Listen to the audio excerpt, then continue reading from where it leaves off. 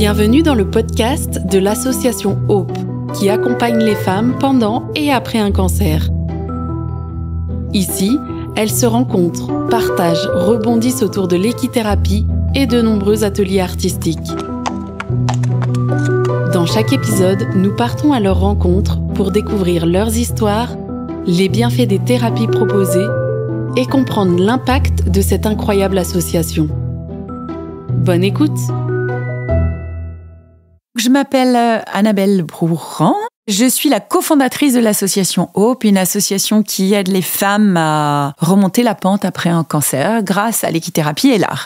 Aujourd'hui, on va parler de « Elles étaient une fois les optimistes », puisque j'ai monté l'association il y aura 8 ans au mois de mars, avec cette urgence de vivre, puisque aujourd'hui, j'en suis à mon 4e cancer. Donc des grosses claques, des gros downs, mais toujours cette urgence de vivre. Et j'ai eu envie de faire tout ce que j'avais jamais eu le temps de faire, puisque ma vie tournait autour des chevaux. Je me suis mise à refaire de la danse, je me suis mise à créer des ateliers uniques chez Hope où on danse avec les chevaux, où on chante avec les chevaux, où on bouge avec les chevaux. Je me suis mise à chanter. Une nuit, je me lève et j'écris Le Crabe, mais comme ça, il est sorti un matin, tu te réveilles, tu ne le sais pas encore, mais ta vie va changer. Il y avait une des filles de l'association qui s'appelait Christine, dont le fils était musicien. Donc j'ai dit, on va faire un atelier d'écriture. Donc on a mis en musique cette première chanson qui s'appelle Le Crabe. Matin, tu te réveilles, tu ne le sais pas encore, mais ta vie va changer. Un matin, tu te réveilles, tu ne sais pas encore, mais ta vie va changer. Une innocente petite boule, on n'aime à rien du tout, va tout faire basculer. Donc on écrit ça, et puis on écrit d'autres ateliers. Et j'ai dit aussi, je vais me mettre au piano. Tiens, à 50 ans, je me mets au piano, compliqué. Je cherche une prof. Je trouve une prof qui s'appelle Mélanie Bajot. Et tout de suite, une alchimie incroyable est née. Je m'appelle Mélanie Bajot, je suis professeure de musique, donc en particulier piano et chant. J'ai commencé à apprendre le piano, et puis on est allé un peu plus loin, on s'est mis à faire du chant. Elle m'a tout de suite expliqué, dès les premiers cours, qu'elle avait monté cette association, quel était le but de cette association, etc. Elle a la capacité de parler de ce qui lui est arrivé facilement, et de le partager, et de garder cette bonne humeur et cette force d'aller de l'avant. Et moi, de mon côté, je suis extrêmement empathe. Donc du coup, ça m'a beaucoup parlé et ça me touchait énormément. Et ça me touche toujours encore de voir le parcours de ces femmes et cette capacité qu'elles ont de résilience. Et puis, tout d'un coup, j'ai eu des idées, j'ai voulu écrire des chansons. Elle avait plusieurs projets musicaux, du coup, j'ai dit fais écouter. Du coup, fais écouter. J'ai des idées. Mais moi aussi, j'en ai. Moi aussi. Alors, et puis voilà. L'aventure a commencé comme ça. C'était extrêmement fluide au niveau de la créa et au niveau de l'entente, voilà. Donc du coup, on a créé des ateliers chez Hope où nous écrivions des chansons. J'avais aussi, moi, régulièrement des contrôles, donc des gros moments de stress, et je me levais dans mes nuits d'insomnie. Le lendemain, je disais à Mélanie, j'ai écrit une chanson cette nuit, sauf que je ne suis pas musicienne. Elle avait une idée, elle avait une thématique, parce qu'elle l'avait rêvé, ou parce qu'elle l'avait vécu, ou parce qu'elle l'avait ressenti. Donc il y avait des mots qui sortaient, des fois des textes, des fois des paragraphes. Et puis tout ça, elle me l'amenait en me disant, voilà, j'ai cette idée-là, comment tu pourrais le mettre en musique? Et puis du coup, moi, je me mettais au piano. Ça arrivait naturellement, l'idée tiltait, et puis on avançait. J'ai le couplet en musique, ok, on va garder ces mots-là dans tes phrases. Non, celle-là, on va changer, etc. Ça y est, on va sur le refrain. Donc j'avais toujours un air qui arrivait. J'avais l'impression d'avoir trouvé une âme sœur qui était capable de lire dans mon cerveau. C'est-à-dire que je ne suis pas musicienne, mais par exemple sur Résilience, c'était dans la nuit surgit de mon esprit, du fin fond de mes insomnies, des images aux 1000 couleurs. Et je disais, tu vois cette chanson, je veux que tu me trouves un mix de Starmania et de Allumer le feu de Johnny. Quand elle m'a dit Starmania, j'ai vu l'image de Starmania dans ma tête, j'ai vu Johnny, je l'ai vu sur scène, j'ai vu ses musiciens, j'ai vu ses entrées, tu vois, je me suis dit, ouais, je crois que ça y est, je crois que j'ai un truc là. Et du coup, pouf, en fait, on avait vu la même chose. En fait, on fonctionne toutes les deux en images visuelles dans notre tête, on voit des choses, et comme elle arrive bien à me décrire ce qu'elle voit dans sa tête, moi je le vois aussi, j'ai compris. je le retraduis en fait dans un langage musical. Dans la nuit surgit de mon esprit, du fin fond de mes insomnies, des images aux mille couleurs, des musiques en folie, des paroles qui ne veulent rien dire, qui jaillissent comme un délire, et comme un puissant tsunami m'emporte au large de la vie. Et on a vécu des moments de création de ouf. À chaque fois, elle arrivait à retranscrire ce que j'avais imaginé dans mon cerveau, sachant que je ne suis pas musicienne. On se voyait à peu près 4-5 heures par semaine. Donc pour moi, c'était vraiment des moments de bonheur. À chaque fois que je me suis repris des tuiles, elle me remettait de la joie au cœur parce que ça me permettait de passer toutes mes angoisses dans la musique, et chanter, c'est tellement libérateur. L'objectif, c'était de le donner à la portée de ces femmes, qu'elles puissent le chanter, qu'elles soient fières de le porter, ce chant comme un combat de guerrière, et puis que ça reste en tête, en fin de compte, que ce soit des airs frais, avec des mots percutants. Au début, il y avait donc ces ateliers de chant avec des femmes qui venaient pour des séances d'équithérapie, etc. Et dedans, il y avait un petit atelier chant. Et en fait, moi, je suis arrivée au moment où ça émergeait, cet atelier chant. On a commencé à créer une chorale. Et dans cette chorale, on dit aux nanas, écoutez, qui veut chanter ? Moi je veux chanter, viens à la chorale. Donc on s'était fixé de se voir tous les mercredis soirs. Et j'avais une vingtaine de femmes. Rapidement, cette chorale, elles se sont baptisées les optimistes. De cette chorale, on l'a bien répétée pour avoir l'objectif de faire la fête de la musique à Saint-Sergue. On a réussi à fédérer les gens. On a fait cette fête de la musique en plein air avec une super belle scène. Et puis, il y a une trentaine de femmes qui sont montées sur scène et qui ont chanté. Moi, j'étais au piano, mon mari était à la guitare. Et elles chantaient devant ce public comme des guerrières. Donc, c'était les optimistes. Quand je me suis retrouvée à l'hôpital pour la première fois, j'ai été hospitalisée 5 jours. Et je n'ai pas l'habitude d'être enfermée. Donc, j'ai fait des bijoux. Et tout d'un coup, j'ai pris un stylo et j'ai écrit. Et pendant les 3 semaines où je suis sortie de l'hôpital et que les infirmières venaient tous les jours et je ne pouvais pas faire grand-chose, c'était un flux discontinu. Donc ça a été la première version quelque part. C'était un livre, mais c'était le début de la comédie musicale parce que je savais que je voulais en faire quelque chose. Et à la suite de ça, Annabelle, qui a toujours des projets, une imagination, franchement, on dirait une rivière sans fin, incroyable. Et elle me dit, franchement, j'ai toujours rêvé de faire une comédie musicale. Je crois que c'est son rêve, en fait, d'être artiste de comédie musicale. Elle me dit, franchement, avec ce qu'on a là, il y a moyen de faire quelque chose et tout, par rapport aux histoires qu'on a. Bref, pareil, un soir, je pense qu'elle a dû avoir une insomnie encore. Et elle me dit, ça y est, j'ai fait des textes, alors j'ai pensé à mettre ça, puis là, un dialogue comme ça, qu'est-ce que t'en penses ? On pourrait inclure cette chanson-là. Et puis en fait, ça a été construit comme ça. Et puis, Thierry Lhermitte, qui est un des ambassadeurs de l'association, joue au Festival d'Avignon il y a 2 ans. Et je dis, on mange ensemble. Un soir, je viens avec mes enfants te voir. Il dit, viens, ça t'embête pas, j'ai invité Gila et Patrick Braoudé. Je dis, non, super. Je dis, Patrick Braoudé, en plus, à l'époque où j'étais journaliste, mon mari, il me dit, qu'est-ce qu'il était sympa ce gars, parce qu'on s'était retrouvés à la soirée des Césars. Et comme mon mari n'était pas journaliste, personne ne le saluait, personne ne lui disait bonjour, personne n'avait rien à faire, sauf Patrick Braoudé. Donc, quand je vois Patrick Braoudé, je dis, voilà, vous avez laissé un bon souvenir à mon mari parce que vous aviez été le seul mec normal à lui adresser la parole. Et on commence à échanger avec Gila, et Gila me dit, qu'est-ce que tu fais ? Je dis, j'ai une association qui aide les femmes à se reconstruire grâce à l'art et l'équithérapie, mais mon rêve, c'est de monter une comédie musicale. Je suis Gila Braoudé, metteur en scène, réalisatrice, scénariste. J'ai rencontré cette espèce de bombe humaine qui m'a parlé de Hope. Et tout de suite, il y a eu une accroche parce que nous avons parlé d'une chose en commun, évidemment, d'un cancer du sein qui m'avait atteint il y a quelques années. Et surtout, l'envie d'un spectacle qui torde le tabou au cancer, qui est pour moi d'utilité publique. Et elle me dit, j'avais un projet de racheter en Israël une pièce qui parlait du cancer, qui était aussi une comédie musicale, que je voulais monter, et puis tout a été avorté avec le Covid. Je dis, elle me dit, je te ferai écouter. Je dis, d'accord. Donc j'écoute, je dis, écoute, c'est chouette, mais moi je veux pas monter ton spectacle, moi j'ai déjà mon spectacle. J'ai déjà écrit un livre, j'ai déjà écrit la moitié du spectacle, et je veux de toute façon utiliser toutes nos chansons. Et le truc, je l'ai. Donc, si tu veux venir dans le projet, ça sera notre spectacle et pas celui que toi tu voulais monter.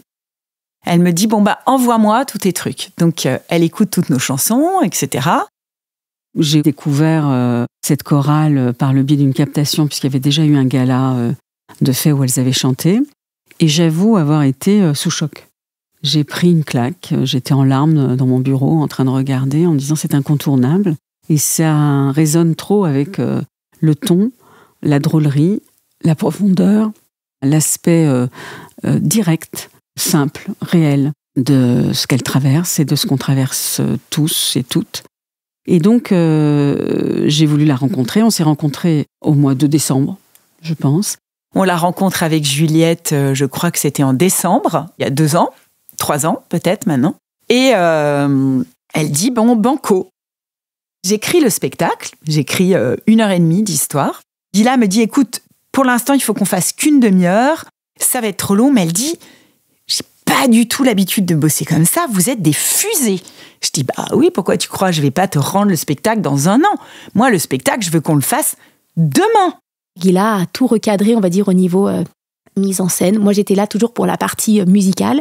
Comment tronquer les chansons, comment les amener, comment les adapter, etc. Ça a fait une équipe à 3 et ce projet de comédie musicale est arrivé.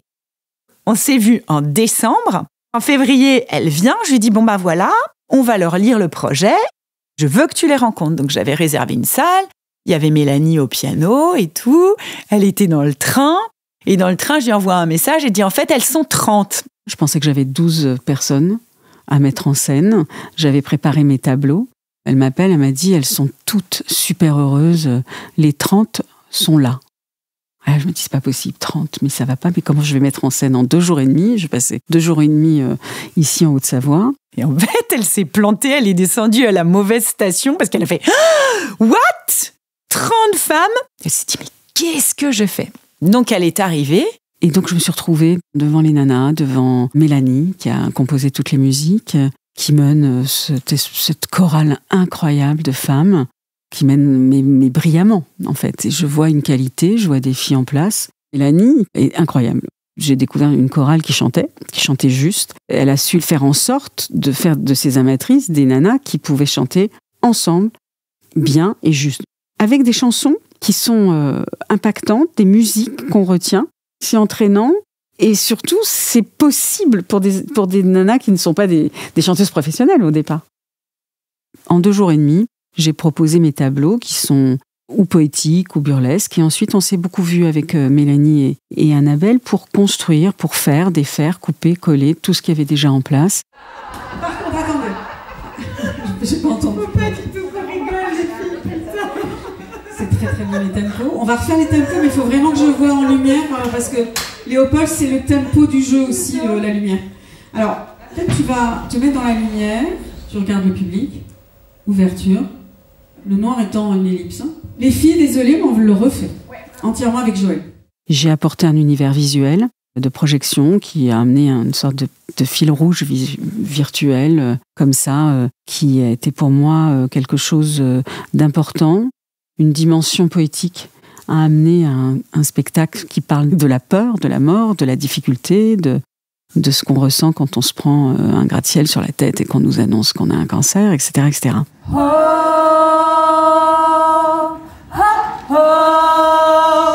Optimiste, si toi tu es une optimiste, moi aussi. J'aborde la vie du bon côté, j'ai pas peur de tomber. Donc ça c'est bien la lumière ici, après tu vas la monter. Il faut que tu lances une fois que la dernière phrase de Flo, le dernier mot, tu envoies la prochaine musique. Résilience. Bien sûr, on va recommencer. Avec Gila aussi, ça a été une rencontre exceptionnelle parce que c'est comme si on était connectés. J'ai eu 2 binômes avec qui j'ai travaillé qui étaient complètement connectés avec moi parce que quand je pense à un truc, Gila pense à la même chose en termes de scénographie et Mélanie pensait à la même chose en termes de musique. Elle a une telle énergie, une telle soif de vie qu'elle emporte. Et tu vois, par exemple, j'avais imaginé quand j'ai écrit le spectacle des taches de peinture et utiliser ma peinture et comme des images qui passaient comme ça. Et Gila avait la même idée de scénographie. Comme c'est aussi une artiste, quand je disais, j'avais un thème moi que je voulais suivre, qui était la prolifération des cellules qui se transforment en planètes et qui nous envoient dans le cosmos, l'éternel mouvement de la vie, de la mort, de la vie, de la mort, etc. Et donc je lui demandais d'avoir des taches de peinture qui soient proches des cellules au départ. Je le disais, en 48 heures après, je les avais. Et c'était beau. Et c'était beau. En fait, on était connectés à 100% dans le travail de la mise en scène. On a Maxime aussi qui bosse avec nous, qui est le régisseur lumière, régisseur qui a créé toutes les lumières, qui est un couteau suisse. Il sait quelle lumière je vais aimer, comment on les embellit, comment on donne de la poésie, un écrin joli, très important pour moi. Hein. Les tableaux, j'ai essayé de les imager le plus possible. Donc du coup, on est un peu subversif. Hein. Elles enfilent des pinces de crabe et on se marre avec ça. Elles ont ce qu'elles appellent des têtes de cul. Alors ça, j'ose le dire. C'est-à-dire qu'elles ont, pour faire les crânes chauves, elles enfilent des bas sur la tête. C'est gonflé, on met des perruques. Elles sont toutes comme au Crazy Horse. On rigole, on tord le tabou. Donc je disais qu'on est hyper corporel, on s'aime parce que tu te rends compte, on a vécu. Attendez les filles, on va entendre la musique là. Et pas allemand. C'est du bénévolat pour toutes et pour moi-même. Donc on est là sur des week-ends seulement. J'ai créé avec tout le monde et avec toutes d'une manière, instantanée. Après, on est parti en résidence en Normandie avec 25 femmes, dont une qui n'est plus là aujourd'hui, Lisa, qui a participé à tout le projet mais qui est décédée juste avant les représentations. Et on a monté cette résidence où on a créé tout le spectacle qui faisait 45 minutes. Il faut savoir qu'on a travaillé avec des femmes malades, qui ne sont pas des danseuses, qui ne sont pas des chanteuses, à qui il a fallu tout apprendre.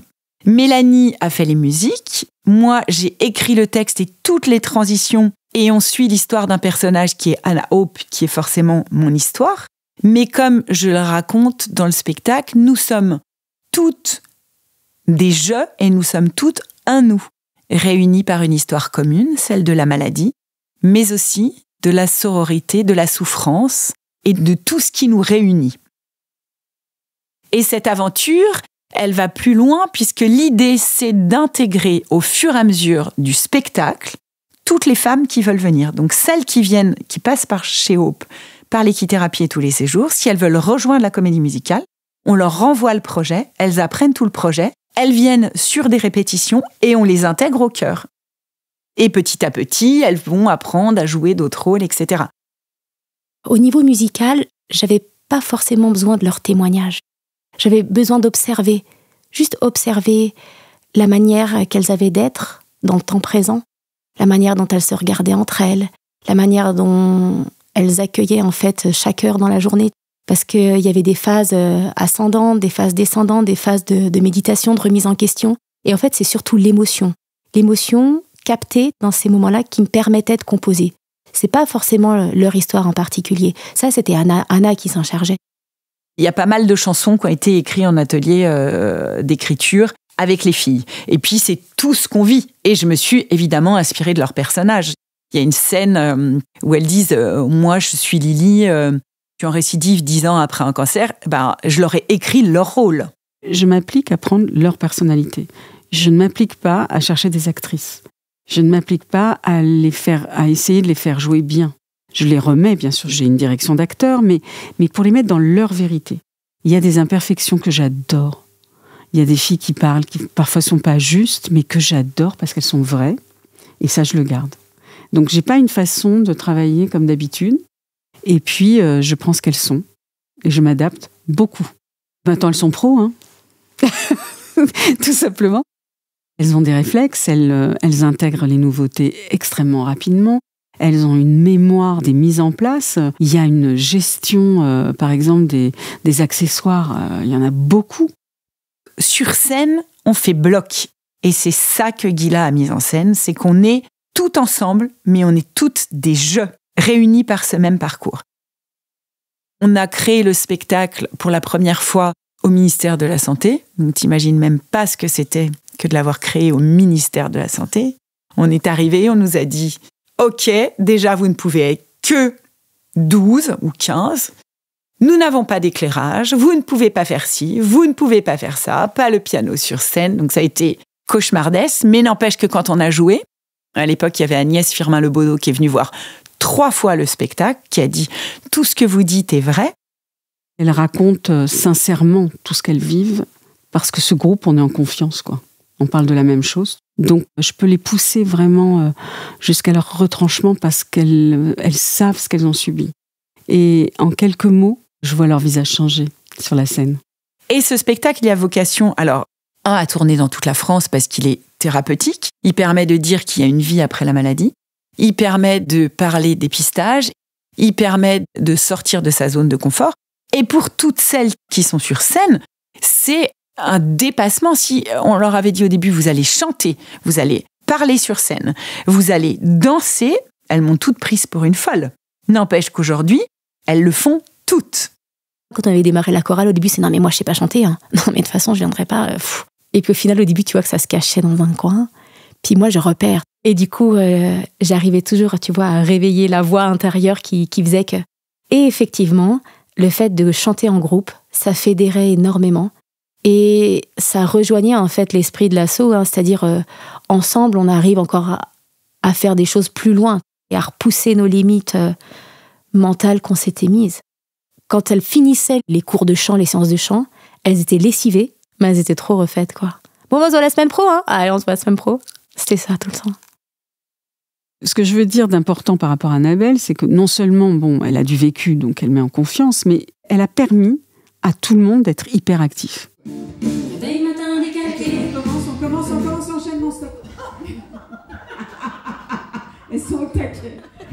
Je suis en face d'une troupe d'hyperactives aujourd'hui qui peuvent me proposer 1 milliard d'idées et maintenant c'est un problème parce que je dois canaliser pour que ça puisse exister. Mais permettre à toutes de dire qu'on a des capacités nouvelles et qu'on n'a pas encore explorées dans une vie, c'est une belle expérience. Ce que j'adore, c'est leur personnalité. Il faut voir les nanas. Hein. Elles m'appellent la folle, hein, faut le savoir. Mais en fait, elles disent « Tu es folle, mais ce qu'il y a de bien avec toi, c'est quand tu dis quelque chose, c'est que tu le fais. » Donc en fait, je leur avais dit « Je vais monter un projet, une comédie musicale. » Au début, elles ne me croyaient pas. Puis maintenant, en fait, tout ce que je dis, elles disent « Bon, bah, de toute façon, elle va le faire. » Donc en fait, elles me suivent dans ma folie. C'est ma force d'emmener les gens avec moi et je crois que du coup, elles se posent même pas la question. En fait, elles se retrouvent sur scène, certainement, en se demandant comment elles en sont arrivées là. Elle a une façon de parler aux gens et une façon de poser des questions, une façon de mettre en confiance. Les filles qui arrivent, qui sont abîmées, qui sont dans la peur, dans l'angoisse des lendemains, parce que pendant les traitements, on est des bons petits soldats, puis après, qu'est-ce qu'on fait avec tout ça ? Donc elle accompagne, elle a une manière d'accompagner qui est extrêmement énergique. Et aussi parce que je pense que c'est une vraie belle artiste, et je tiens à le dire parce qu'elle tient le spectacle, elle a un rôle important sur scène, et j'aime cette actrice. Les scènes sont très marquantes, hein, parce que ça plonge dans une réalité des fois qui a un effet miroir et qui réveille pour les accompagnants et pour ceux qui ont vécu, tu vois, des émotions très importantes. Mais mixées avec ces fameuses chansons qui ont du peps, qui dynamisent et puis qui envoient des messages bien clairs sans forcément faire culpabiliser les gens. Tu vois, c'est une réalité, c'est comme ça, quoi. Le retour des publics, c'est on a ri, on a pleuré, vous nous avez émus aux larmes, c'est incroyable cette histoire, je me suis retrouvée, est-ce que je peux venir participer avec vous ? En général, le public est debout à applaudir, et beaucoup de pleurs, hein. Il y a des gens il y a des enfants qui ont pleuré aussi. Mais voilà, on passe du rire aux larmes, on nous dit que c'est les montagnes russes et que les gens aimeraient que ce soit plus long. Beaucoup d'émotions. Il y a une énergie de ces femmes qui est assez extraordinaire. Quand elles parlent de sororité, en fait, ça transpire vraiment. J'ai été très touchée par les paroles. J'ai eu beaucoup d'émotions. Quand elles parlent d'Amazon, d'être guerrière, on se dit waouh, c'est vraiment ça, quoi. C'était très très bien, j'ai été surprise. Ça m'a ouvert plein de choses sur ce qu'il faut faire, ce qu'il faut pas faire, et puis sur le courage des filles, et puis j'ai trouvé ça beau. C'est une très belle aventure de femmes, c'est des très belles aventures de vie. On voit le courage de ces femmes qui affrontent la maladie, qui survivent et qui passent le cap, donc c'est un très beau spectacle. J'ai eu un cancer aussi et du coup j'avais promis que je viendrais la voir et j'ai vraiment adoré. Je trouve que c'est bien dédramatisé mais en même temps ça dit bien ce qu'il y a à dire. Elles ont été vraiment très pertinentes. C'était très touchant et très très bien. C'était super. On a notre fille qui est en train de lutter contre un cancer. Le séjour qu'elle a suivi chez Hope lui a fait énormément de bien. Ça l'a transformée. C'est un spectacle magnifique.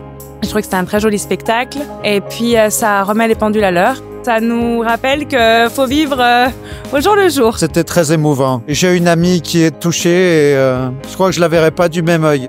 Ça m'a beaucoup touchée. Je me suis rendu compte que moi qui suis encore sous traitement, eh bien, il y a des larmes qui n'avaient pas été versées et ça a été la possibilité ce soir. Je les trouve super courageuses, dynamiques, ça fait du bien. C'était très prenant et puis très touchant en tout cas. Ça m'a pris au trip. C'était un spectacle vraiment très émouvant. J'ai failli frôler le burn-out il y a 2 ans. Je pense que c'est un spectacle qui m'a fait prendre conscience de ce qu'on pouvait s'infliger. Et je pense que c'est grâce à ce spectacle que je vais changer de travail.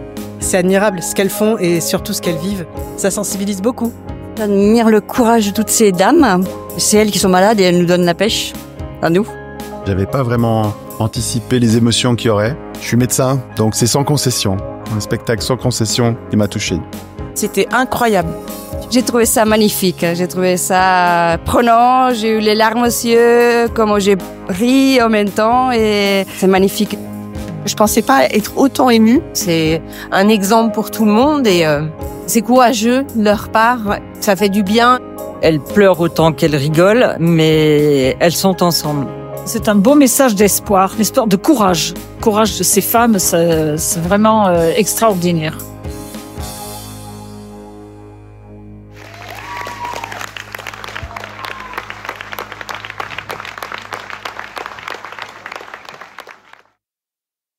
C'est très très difficile d'accompagner quelqu'un qui a un cancer. On se demande toujours, mais qu'est-ce que la personne a dans la tête? Est-ce qu'elle souffre pas? Et là, à chaque fois qu'elle sort de scène et qu'on rencontre le public, je suis frappée et incroyablement touchée, pas par ceux qui sont passés par là dans le public, mais par les accompagnants.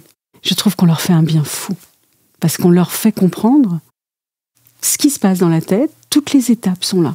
C'est un spectacle qui, en l'espace de 55 minutes, fait rire, fait pleurer, mais fait vraiment comprendre ce qui se passe de l'intérieur.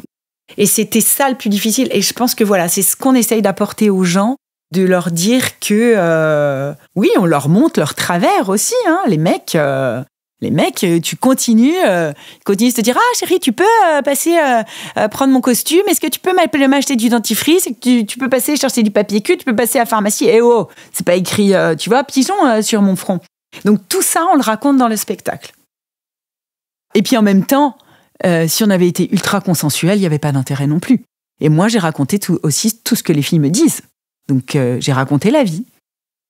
Les mecs s'en prennent un peu plein la figure comme les médecins. Il y a Nicolas Chopin d'ailleurs qui a monté l'asso avec moi, m'avait dit moi j'aime pas le spectacle parce que quand t'es un homme et un médecin, tu t'en prends 2 fois plus plein la figure. Je dis oui, mais en même temps, Nicolas, c'est une réalité. Il y a de la maltraitance, peut-être pas toi, mais il y a de la maltraitance dans les annonces et ça, on le raconte. Donc effectivement, on n'est pas tendre et on n'est pas tendre avec les maris. Alors après, c'est difficile d'être aidant, hein. Donc ça a questionné, tu vois, par exemple, les maris se sont dit ah, je me rendais pas compte que j'étais comme ça avec ma femme et du coup, je vais la regarder différemment et je vais l'aider différemment. T'as des amis qui m'ont dit on sait pas comment être aidant. Ça nous montre aussi comment on peut mieux se positionner. Donc, ça remet tout ça en place et en perspective et oui, ça dit aux aidants, restez naturel, quoi. Faites comme si rien n'avait changé et puis si on pleure sur votre épaule ou si on pleure avec vous, c'est pas grave. Et puis si on rit, c'est bien, mais restez naturel. Mélanie a quitté l'aventure pour l'instant. C'était trop pour Mélanie, elle avait encore des enfants en bas âge et elle m'a dit « Je sais que tes projets ne s'arrêteront jamais. » On était tout le temps dans la créativité permanente et que mon cerveau ne s'arrêtait jamais de tourner parce que je lui ai demandé tellement, et elle est tellement talentueuse que à un moment donné, elle n'y arrivait plus. Peut-être qu'elle reviendra un jour. On s'est vu cette semaine, elle m'a dit voilà, moi ça me manque aussi la créativité, mais j'avais besoin de faire une pause. J'avais réalisé que je pouvais pas freiner le train en fait. Le train, il était parti de la gare, quoi. Le train, ça y est, c'était l'Orient Express, quoi. Et je peux pas permettre de le freiner parce que j'ai une vie familiale. Donc je préfère quitter le train correctement dans une bonne gare, les laisser armées pour qu'elles puissent continuer le voyage. Moi, j'avais mis le carburant, j'avais préparé et coaché les nanas. Et puis, j'étais fière de ça, de leur dire, tu vois, Mel, t'as fait les choses bien parce qu'elles sont armées pour pouvoir faire les choses. Pas partir en disant, oh putain, fais chier, ça m'a saoulée. C'était pas du tout ça. Je prendrais mes petits bagages, je laisserais les grosses malles que j'avais préparées pour qu'elles puissent continuer l'aventure, que surtout je ne freine pas, tu vois, le fait de quitter, que je ne freine pas ce train, mais au contraire que les personnes qui arrivent après moi puissent continuer à porter le projet ou tout simplement qu'elles puissent être autonomes pour pouvoir avancer. Je suis Mélanie, je suis coach vocal. Chanter, accompagner à chanter pour des causes, ça m'a toujours tenu à cœur. Et c'est naturellement en regardant, en faisant des recherches sur ce qui se faisait dans la région, qu'en fait j'ai découvert Hope tout simplement. Le feeling est très bien passé et puis de fil en aiguille, on m'a dit mais tu sais on monte une comédie musicale. Ah bon, mais c'est génial. J'étais à fond sur le projet et puis on m'a dit écoute ça te dirait de pouvoir accompagner les filles sur une date. Bah ouais, avec plaisir, allons-y. Et donc ça a été le grand saut comme ça, assez naturellement en fait. Juste un temps d'introspection, main sur le ventre, fermez les yeux, rentrez à l'intérieur de vous. Est-ce que déjà au niveau des accessoires, toutes, vous avez pensé à mettre vos accessoires à cour ou à jardin? Est-ce que tout ça c'est ok pour vous? Oui. Les micros sont là et ils sont allumés déjà avec les micro-casques. Vous avez tout qui est ici. Donc juste les yeux fermés. Prenez le temps juste de respirer. Ce que ça leur apporte, alors c'est l'effet du groupe déjà. Il y a une sororité hallucinante. C'est la rigueur, c'est renouer avec leur corps, c'est interpréter des textes qu'elles ont complètement assimilés à leur vie. Beaucoup de textes viennent d'elles d'ailleurs pendant les séjours. C'est la puissance d'un groupe qui les porte. C'est s'entraider. C'est passer des caps parce qu'il y a eu pas mal de récidives. Et pas mal de rémissions aussi, il n'y a pas que des récidives, mais enfin, beaucoup de récidives. Et puis on sait très bien que la parole, quand elle peut être exprimée, verbalisée, elle fait du bien. L'avant-après, le passage Hope, je l'ai vu sur les séjours Hope, beaucoup. Je voyais vraiment le début, la pudeur, la peur, toutes ces émotions, tu vois, d'enfermement sur soi. Et puis, petit à petit, en fait, c'était comme des petites pâquerettes qui voient le soleil et puis qui s'ouvrent. Tu sais pas comment ça va s'ouvrir, parce qu'elles viennent pas avec leur CV émotionnel de vie. Donc, t'observes, et c'est là toute l'art d'accompagner. Et c'est vrai qu'avec tous ces ateliers, et puis tout cet encadrement, il y avait une partie aussi de bénévoles qui étaient présentes, qui étaient là pour encadrer aussi, qui aidaient.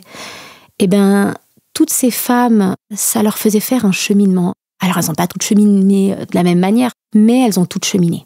Elles ont toutes avancé. Elles ont peut-être avancé sur des terrains, tu vois, qui étaient un peu sombres, mais il fallait y mettre les pieds. D'autres, elles ont pris des décisions, ça leur a ouvert les yeux en se disant « Mais merde, en fait, je suis pas encore morte, quoi. Je peux encore faire ça. » Ou peut-être « J'ai envie de faire ça. » Sur le côté musical, c'était très libérateur pour elles. Quand j'ai eu ma récidive, là, j'ai été réopérée autour du 14 janvier. Et le 11 mars, j'avais pas fini ma radiothérapie. Et j'ai été sur scène avec elles toutes parce qu'on a joué au Théâtre du Splendide. Avec les trous de mémoire que ça implique, avec la fatigue que ça implique, mais j'étais sur scène avec elles. Donc en fait, on s'entraide toutes. Dès qu'il y en a une qui va pas bien, qui flanche, les autres sont là pour la remorquer. Donc c'est à la fois une aventure humaine, à la fois une aventure presque pas médicale, mais c'est un dépassement de soi, c'est sortir de sa zone de confort. Et là, l'idée, on a joué au gala cette année, on a rajouté un cheval, puisque c'est quand même l'ADN de l'association. Mais l'idée, c'est de partir en tournée au mois d'octobre. Donc, on cherche des sponsors, de louer un car et de sillonner toutes les villes de France avec la comédie musicale. Et voilà, c'est une aventure extraordinaire parce que ça parle à tout le monde, parce que tout le monde est touché par la maladie, parce que tout le monde est touché par le cancer.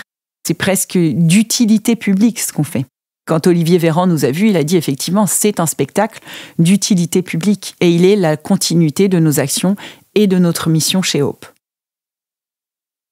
Ce que j'ai pu observer à travers tout ce qu'elles vivent, c'est que quand on va mal et qu'on se retrouve tout ensemble, on remonte sur scène. Et tu vois, une des filles, la dernière fois, Sandrine Dirolo, elle a fait les rideaux de la maison où on a habité.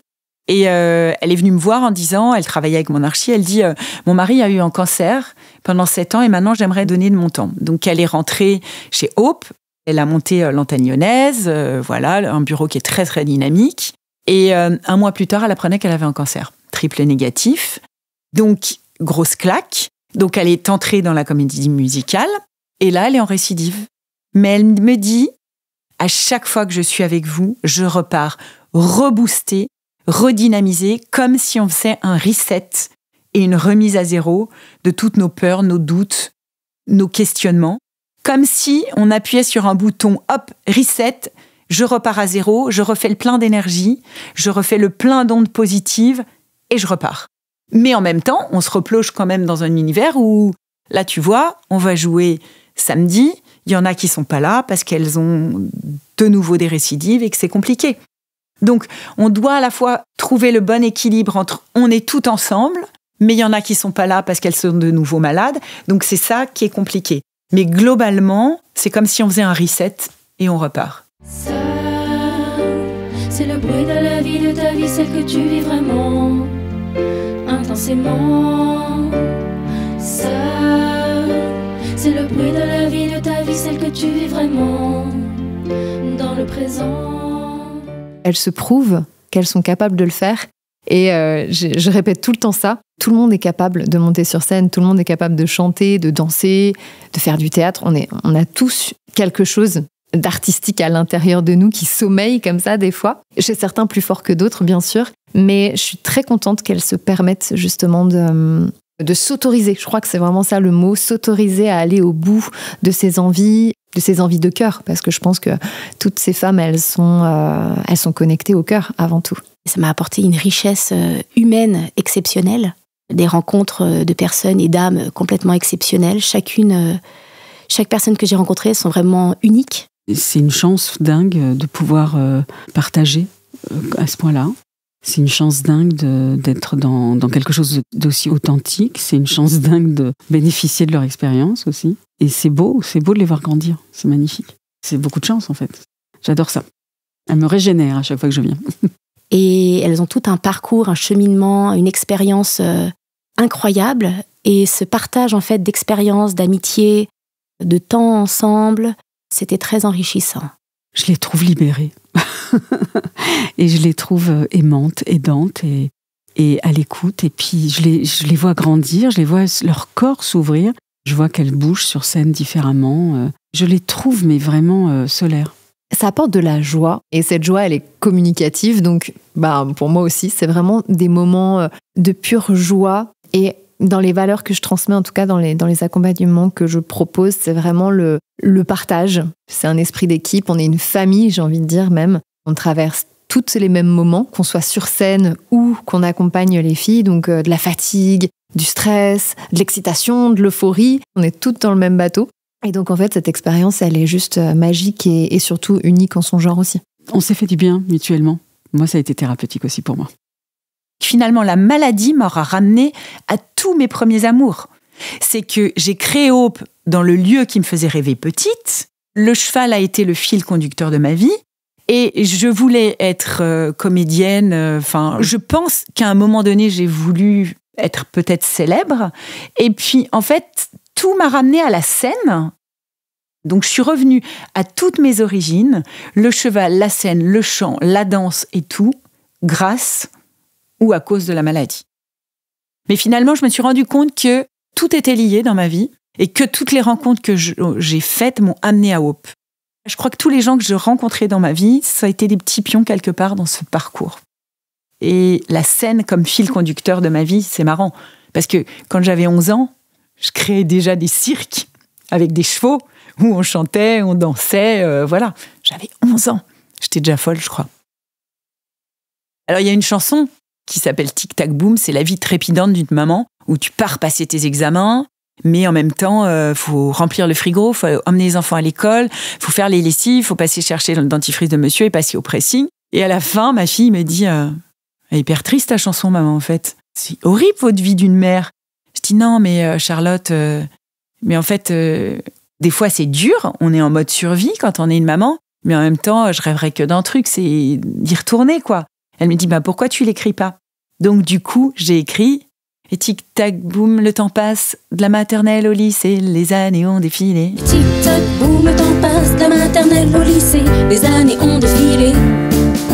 Et tic-tac, boum, on remplace les gros câlins du passé par des bises un peu gênées.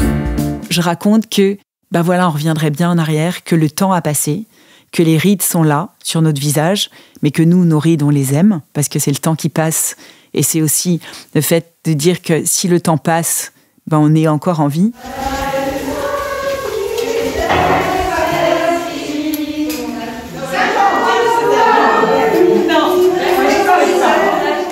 Tu vois, ce que nous apprend aussi le spectacle, c'est que quand je vois toutes ces nanas qui sont refaire le sein, le cul, les yeux, nous, nos rides, on les aime.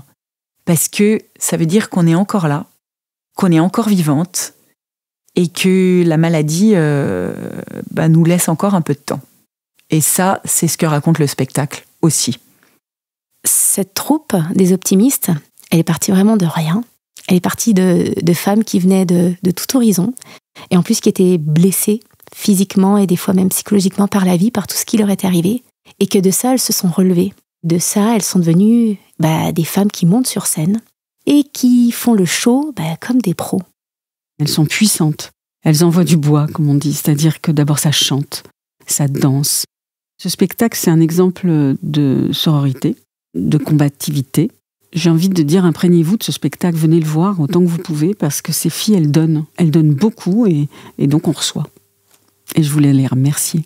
Ça vaut vraiment la peine de se déplacer pour aller les voir, les soutenir, parce que ça alimente, on va dire, leur optimisme et leur force de goûter à cette vie et de continuer à vivre cette vie avec un grand V.